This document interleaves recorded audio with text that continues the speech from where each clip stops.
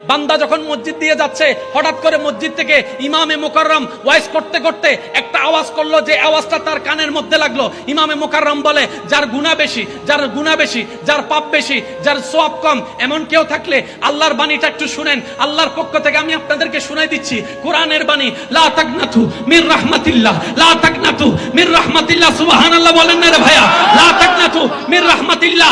আল্লাহ পাক বলে, ও আমার বান্দা, তোর গুনাহ যদি পাহাড় পরিমাণও হয়ে যায়, কোথাও যদি তোর ঠাঁই না হয়, তুই লা তাকনাতু মির রাহমাতিল্লাহ, আমি আল্লাহর রহমত থেকে নিরাশ হইস না। আশাটা করে, বর্ষটা করে, একবার আমি আল্লাহর দরবারে আয়, একবার আমি আল্লাহর কাছে আয়, একবার আমি আল্লাহর কাছে আয়, একবার আমি আল্লাহর কাছে আয়। যদি তোর গুনাহটা আসমান পরিমাণও হয়ে যায়, লা তাকনাতু মির রাহমাতিল্লাহ, আমাকে একবার বল, মা গাররাকা বিরাব্বিকাল কারীম, আমি আছি তো তোর রহমান, আমি আছি তো তোর রহিম, আমি আছি তো তোর গফফার, আমি আছি তো তোর সত্তার, আমি আছি তো তোর খালিক, আমি আছি তো তোর মালিক। লা তাকনাতু মির রাহমাতিল্লাহ। বান্দা কথাটা শুনে মনটা বড় হয়ে গেল। কিরে, 2 দিন চাকরি না করলে বেতন কেটে ফেলে, এত বছর আল্লাহর গোলামি করি নাই, তারপরে এই সুযোগটা আছে। হুজুর কি বলে একটু মনোযোগ দিয়ে শুনুই দেখি। এবার হুজুর বললেন, লা তাকনাতু মির রাহমাতিল্লাহ, ইন্নাল্লাহা ইয়াগফিরুজ যুনুবা জামিয়া। বান্দারে, তুমি অন্তর থেকে সারা জীবনের গুনার জন্য তওবা করবা একবার, ক্ষমা চাইবা একবার, তোমার রব খুশি হয়ে সারা জীবনের গুনাহও maaf করে দিতে পারে। সুবহানাল্লাহ। এবার বান্দা এই কথাটা শুনে মনটা বড় হয়ে গেল, আশার বাতি জ্বলে উঠলো। এবার সে যাইতে যাইতে গাছতলায় গিয়ে বসলো। গাছতলায় গিয়ে বসে বসে ভাবে, আমার বয়স হচ্ছে এখন 40 বছর, 40টা বছরের মধ্যে আমার 38 বছরের গুনাহ, আমার 22 বছরের গুনাহ, 25 বছরের গুনাহ। এই গুনাহ প্রত্যেকটা বছরে 12টা মাস, 365 দিন আমি গুনাহ করেছি। কারণ 24 ঘন্টায় আমি সওয়াব করেছি কম, গুনাহ করেছি বেশি। আমারটা আমি বললাম, আপনারটা আপনি হিসাব করেন। একটা একটা যদি গুনাহ ধরি, তাহলে আমার গুনাহ হবে মনে করেন 1 কোটি, 2 কোটি, 3 কোটি, 5 কোটি, 10 কোটি। আমি কয়টার জন্য ক্ষমা চাইবো? কারণ সব গুনাহ তো আমার মনে নাই। রব বলে যে, তুই এত মনে রাখার দরকার নাই, তুই শুধু এতটুকু বল, আল্লাহ তুমি তো রহমান, তুমি তো গফফার, সব তো তুমি জানো, আমি না ভুলে গেছি। তোমার কাছে চাইবো না তো কার কাছে চাইবো? তুমি না দিলে কে আমায় দিবে? কারণ আমি লক্ষ কোটি ইবাদত করো, জান্নাতের ঘ্রাণ পাবো না যদি তুমি একটু দয়া না করো। আর তুমি যদি একটু রহমত করো, জান্নাত আমার খুঁজতে হবে না, জান্নাতেই আমার বাড়ি হয়ে যাবে। সুবহানাল্লাহ। এতটুকু বিশ্বাস তোমার প্রতি আমার আছে। এই বান্দার বলাটা, এই বান্দার আকুতিটা, এই বান্দার মিনতিটা আল্লাহর দরবারে যখন এত খুশি হয়েছে, আল্লাহ এত খুশি হয়েছে, আল্লাহ পাক বলে, বান্দারে, তোর তওবা কবুল করে নিলাম, তোর তওবা কবুল করে নিলাম। যা বান্দা যা, 1 কোটি 10 কোটি গুনাহ আমি আল্লাহ মাফ করে দিলাম। বাম কাঁধের ফেরেশতাকে সুপ্রিম কোর্টের রায় দিয়ে দিলাম, ও ফেরেশতা, আমার বান্দার সমস্ত গুনাহ আমি আল্লাহ মোচন করে দিয়েছি, তুমিও ফাইলটাকে বন্ধ করে দাও। সুবহানাল্লাহ। এবার জাহান্নামে যাইতে গেলে গুনাহ লাগে, জান্নাতে যেতে গেলে সওয়াব লাগে। তাহলে আমাদের 40 বছর থেকে 40 বছর শেষ, 50 বছর থেকে 40 বছর শেষ, বাকি আছে আর কয় বছর? ভাই একটু বলেন না, কয় বছর? এই 10 বছরে কি প্রত্যেকটা দিন আমরা সওয়াব করতে পারবো নাকি তখনও গুনাহ হওয়ার সুযোগ আছে? কম না বেশি? এবার বলেন তো, যদি গুনাহ বেশি হয় জাহান্নাম, যদি সওয়াব বেশি হয় জান্নাত। আমাদের সবার চাওয়া কোথায় যাওয়া? জান্নাতে যাওয়া। একটু জোরে বলেন, কোথায় যাওয়া? আমাদের সবার চাওয়া কোথায় যাওয়া? জান্নাতে যাওয়া। এবার বান্দা বলে যে, আল্লাহ 10 বছরে যতগুলা দিন হান নান বাট পারে ভাই, তুমি নিজেরও বাট পারি এনো না হদ দে, আই নিজেরও হই ভালো তারা না হদ দে। আল্লাহ 10টা বছর যে হায়াত আছে, 10 বছরে আমি যেটুকু আমি আমারে চিনি, আমার মতো বাট পারি এগুলো পারবে না। কারণ আমি একটা ভালো কাজ করলে 10টা উল্টা করি। আগে তো গুনাহ কঠিন ছিল, এখন গুনাহ সহজ। মোবাইল খুললেই গুনাহ, ফেসবুকে গুনাহ, ইউটিউবে গুনাহ, এখানে টিকটক। আগে গুনাহ করা সহজ ছিল, এখন গুনাহ করা কঠিন ছিল, এখন সহজ হয়েছে। আগে প্রেম করা কঠিন ছিল, সিটির জগৎ মাথা নাও ভাই, এই সিটি এটা যাইতে লাগতো 3 দিন, আসতে লাগতো 3 দিন। এখন হোয়াটসঅ্যাপ এসে সেটা টং টং টং টং টং টং। আগে কোচিং টুচিং তেমন ছিল না, এক্সট্রা ক্লাস আসার বলার কোনো সুযোগ ছিল না। এখন কোচিং আছে, এক্সট্রা ক্লাস আছে। মাম্মি আমার এক্সট্রা ক্লাস আছে আজকে, মা হতে শুক্রবারে কি ক্লাস হদিবে, সারে স্পেশাল দিয়ে দে, ওই বাগান বাড়িতে গিয়ে। তাহলে সুযোগ কমছে না বাড়ছে? যত সুযোগ বাড়ছে, আমাদের গুনাহ করার সুযোগও বেড়ে গেছে, আমাদের গুনাহও বেড়ে গিয়েছে। তাহলে 10টা বছর যদি হায়াত পাই, জান্নাতে যাওয়ার জন্য যদি 1 কোটি সওয়াব লাগে, সেই সওয়াব ক্যাপাসিটি আমাদের কারো নাই। আল্লাহ পাক বলে, এবার বান্দা বলে যে, আল্লাহ এখন আমি কি করব?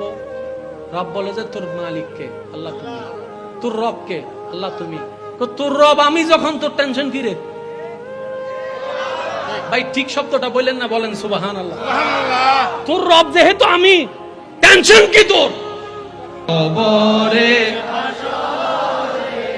কি হবে আমার, কবরে হাসরে কি হবে? এই কালামটা, এই গজলটা কম বেশি সবাই জানেন না? এটার লেখক কে? সবাই বলেন এর লেখক কে? আমাদের ইকবাল সাহেব আছে না? বাইরে ঘুরাতে না আর ওয়াইজুল লাগাই দিয়ে রে। এটার লেখক আমাদের শায়ের মোহাম্মদ ইকবাল, গায়কও লেখকও। বলেন মারহাবা। আল্লাহ তার লেখনীতে, এলমে, হায়াতে বরকত দান করুক। আরো যত আহলে সুন্নাত ওয়াল জামাতের শায়েরগণ আছে যে যেখান থেকে খেদমত করছেন, আল্লাহ সকলের খেদমত কবুল করুক। বলুন হায়াত আছে কয় বছর? 50 থেকে 40। এই 40-এর গুনাহ আল্লাহ কি করে দিয়েছেন দয়া করে? কিন্তু এই 10 বছরের গুনাহ হবে কি হবে না? ওয়ারে ফলে হন্ডে গিন কোন এই না কেন বইন না?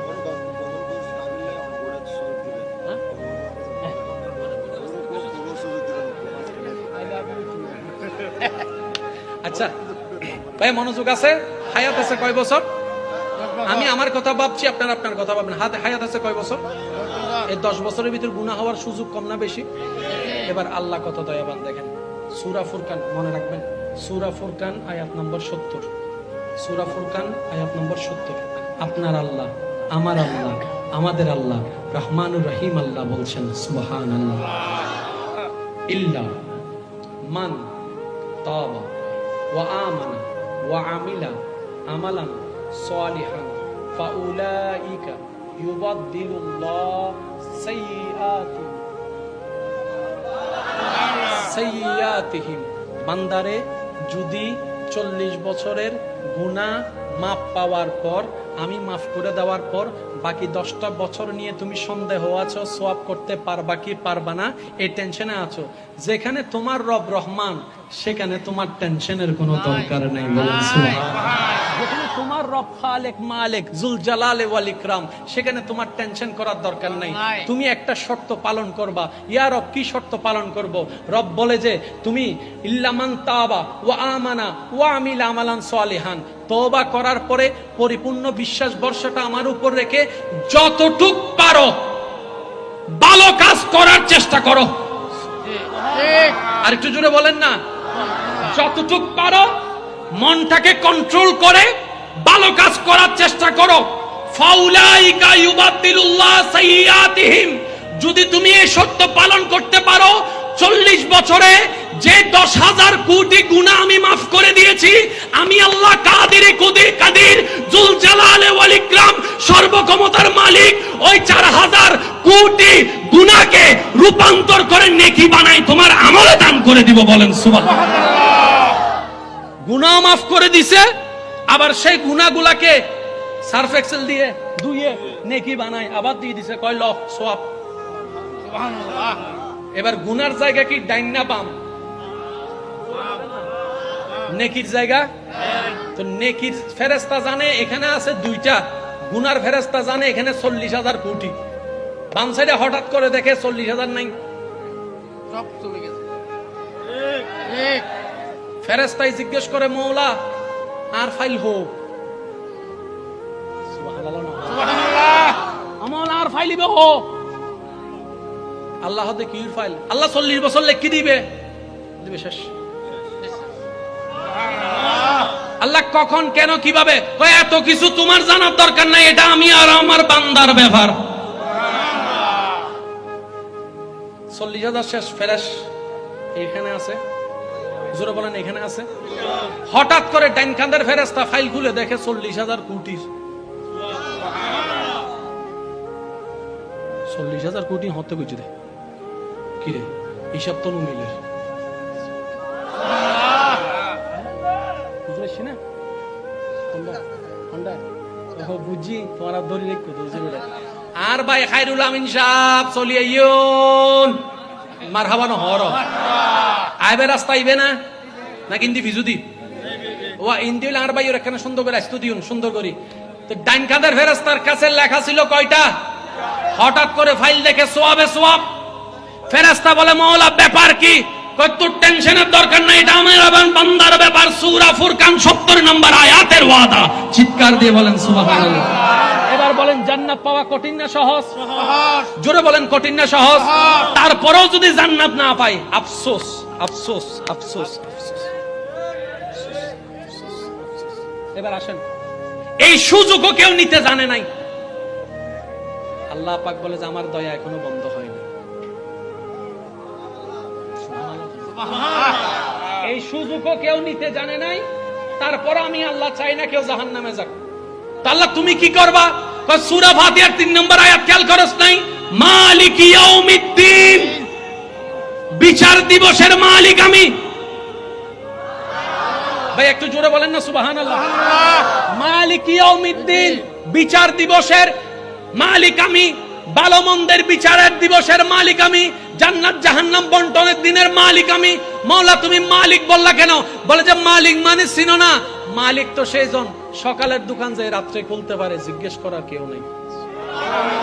মালিক তো তিনি 3 দিনে চাকরি থেকে কর্মচারীকে বাইরে করে দিতে পারে, নতুন কর্মচারী ঢুকাইতে পারে, জিজ্ঞেস করার কেউ নাই।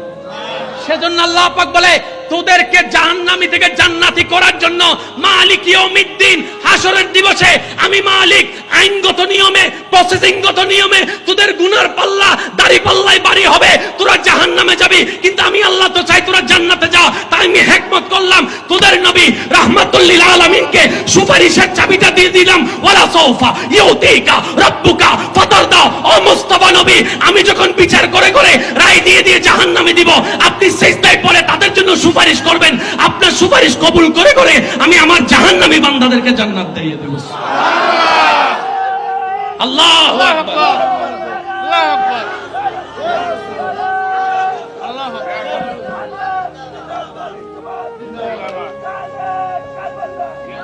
এবার দেখেন প্রথম সুযোগ তওবা করে ফিরে আসা। ভাইয়া কথা বলেন না। প্রথম সুযোগ তওবা করে। এবার আপনি ঝগড়া বাদ দেন, লাস্ট 2 মাসে কে কয়বার তওবা করছেন নিজের প্রশ্ন করে দেখেন। লাস্ট 2 মাস কে কয়বার আল্লাহর কাছে তওবা করে কান্না করছেন নিজের প্রশ্ন করেন। অন্যের ব্যাগে কি আছে আর দেখার দরকার নাই। এখন থেকে দেখবেন নিজের লাখিসে কি আছে। জোরে বলেন না। ওই যে হাদিসটা মনে পড়ছে এটা বলে আমি শেষ করছি। মূসা আলাইহিস সালামের যুগের একটা উম্মত, আল্লাহর ওয়াস্তে একটু শেষ ভালো যার সব ভালো তার মনের যুগ। মূসা আলাইহিস সালামের যুগে একজন উম্মত ছিলেন গুনাহগার, মানে শ্রেষ্ঠ গুনাহগার। তার গুনার পাপ এমন বর্ধিত হয়েছে, এলাকার মানুষ তাকে অসুস্থ যখন হয়েছে গ্রাম থেকে বের করে দিয়েছে। এবার তার ডানে কেউ নাই, বামে কেউ নাই, সামনে কেউ নাই, পিছনে কেউ নাই, সবাই তাকে ঘৃণা করে বাইরে ফেলে দিয়েছে। সে মারা যাওয়ার পর আল্লাহ জলিলুল কদর নবী মূসা নবীকে হুকুম দিলেন, ও মূসা, অমুক গ্রামে অমুক জায়গায় আমার একটা বান্দা মারা গেছে, তুমি গিয়ে তাকে সুন্দরভাবে গোসল টোসল করে জানাজা দিয়ে দাফন করে দাও। পাপীর জানাজা পড়তে যাচ্ছেন কে? গোসল দিতে যাচ্ছেন কে? নবী। কোন নবী? মূসা আলাইহিস সালামের মতো নবী। কত দামি নবী, কাজ জানাজা কাজ গোসল দিতে যাচ্ছে। এবার উনি যখন ওখানে গেছে, যাওয়ার পরে সবার থেকে শুনতেছেন, হুজুর কেন আসছেন? অমুক জায়গায় নাকি একটা মান্দা মারা গেছে, ওর গোসল। কি বলেন? আপনি হচ্ছেন হাই লেভেলের ভিআইপি, এ হচ্ছে 3rd ক্লাসের বান্দা। এমন একজন বান্দার গোসল আপনি দিবেন? মূসা নবী বলে যে ব্যাপার কি রে? আল্লাহ যেহেতু পাঠিয়েছেন বুঝে শুনে পাঠিয়েছেন। আল্লাহ যেহেতু পাঠিয়েছেন নিশ্চয়ই কোনো হিকমত আছে। আল্লাহ যেহেতু পাঠিয়েছেন নিশ্চয়ই কোনো কারণ আছে। আল্লাহর হুকুমের সামনে দুনিয়ার কারো কথা শোনার দরকার নাই। মূসা নবী নিজ দায়িত্ব পালন করলেন। পালন করার পরে মনে মনে প্রশ্ন করলেন, আল্লাহ মামলা তো বুঝলাম না, সবাই বলে সে পাপী, কিন্তু তুমি আমার মতো নবীকে দিয়ে তার জানাজা গোসল করাইছো, তার মানে সে নিশ্চয় তোমার প্রিয় ছিল। মামলাটাকে একটু বলো তো। এবার শুনেন শুনেন মনোযোগ। আল্লাহ পাক বলে, মূসা তারা যে কথা বলেছে গ্রামবাসী সব সত্য, কিন্তু তারা জানে না এমনও কিছু সত্য আছে। ওই বান্দা যখন সবাই যখন তাকে একা করে ফেলে দেয়, তার আশেপাশে কেউ নাই, সে যখন বিপদগ্রস্ত, তখন আসমানের দিকে তাকিয়ে আমি আল্লাহকে বলে, ও আল্লাহ, মা তো ফেলে দিল, বাবা তো ফেলে দিল, ভাই তো ফেলে দিল, বোন তো ফেলে দিল, যাদের জন্য চুরি ডাকাতি করছি তারা ফেলে দিল। আল্লাহ আজকে আমার কেউ নাই, তুমিও কি আমাকে একটু ফেলে দিবা? তুমিও কি আমাকে আমাকে ফেলে দিবা।